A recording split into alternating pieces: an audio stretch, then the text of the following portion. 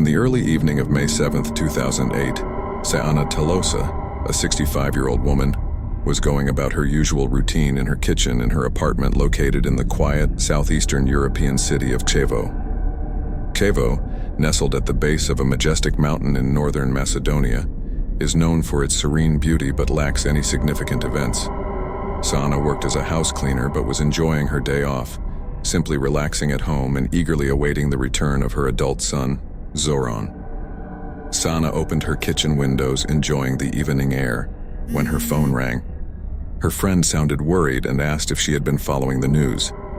Sayana, puzzled, admitted she hadn't and asked for an explanation. Her friend proceeded to inform her that a devastating traffic accident had occurred in their town, making headlines across the news. Unfortunately, Sayana's son, Zoran, whom she had been eagerly awaiting, was reportedly involved in the accident. Upon hearing the news, Sayana's reaction was immediate. She dropped her utensils and rushed out of the door, catching the attention of her neighbor. Concerned, the neighbor called out to Sayana, who explained that her son was injured and she needed to get to the hospital. Without hesitation, Sayana ran down the road and disappeared. Sayana, without a car, decided to run to the hospital upon hearing about her son's supposed accident. However, her son Zoran appeared unharmed and was unaware of any accident. Confused, Zoran called the hospital and discovered that his mother had not been admitted and there were no records of any car accident victims. The mystery of Sayana's actions remained unsolved. Zoran reported his mother as missing to the police after the neighbor mentioned Sayana rushing out, believing her son was in a car accident. Zoran called the hospital but found no records of his mother or any car accident victims. As the investigation unfolded, it was discovered that Sayana had been brutally murdered. The motive behind her murder remained a mystery, leaving a sense of suspicion rather than shock. Vlad suspected foul play in Sayana's murder and believed she had a hidden life. Determined to uncover the truth, he investigated further. Meanwhile, journalist Vlad, known for exposing corruption, felt a responsibility to bring justice to Sayana's memory.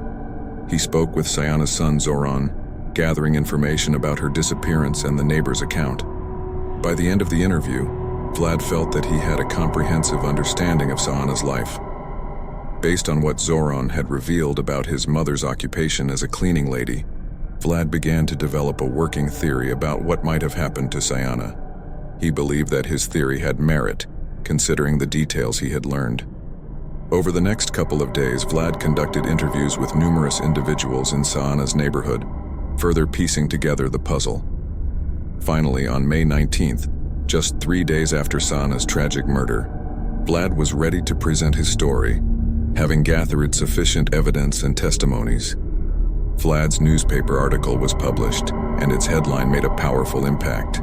The headline boldly declared the presence of a serial killer. In his published story, Vlad made a significant revelation. He suggested that Sayana's murder was not an isolated incident, but rather connected to 2 other similar killings of women who shared striking similarities with Sayana. These victims were also poor older women working as cleaning ladies. As Vlad spoke with Zoran and learned about Sayana's occupation and appearance, he recalled the other victims and began to connect the dots. Vlad's explosive story revealed the 2 other victims.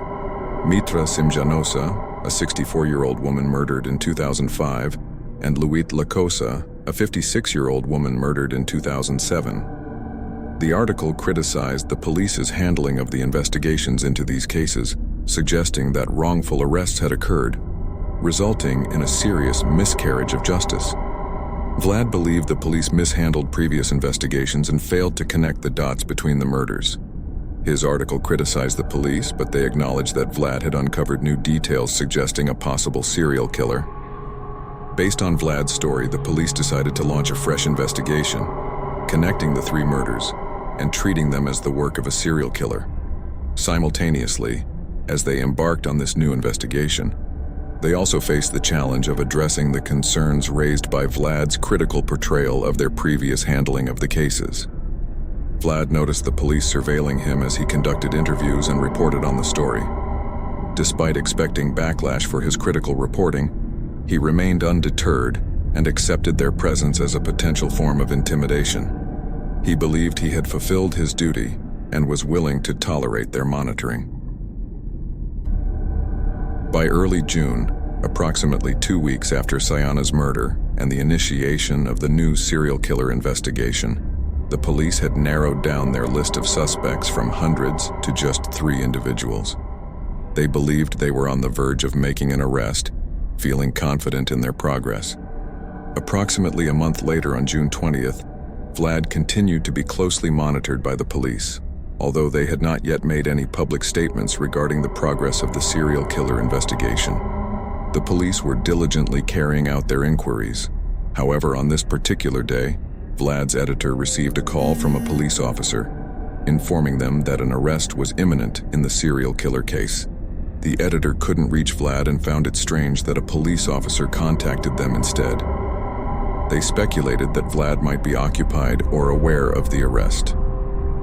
The police surrounded a house and apprehended a seemingly unthreatening man.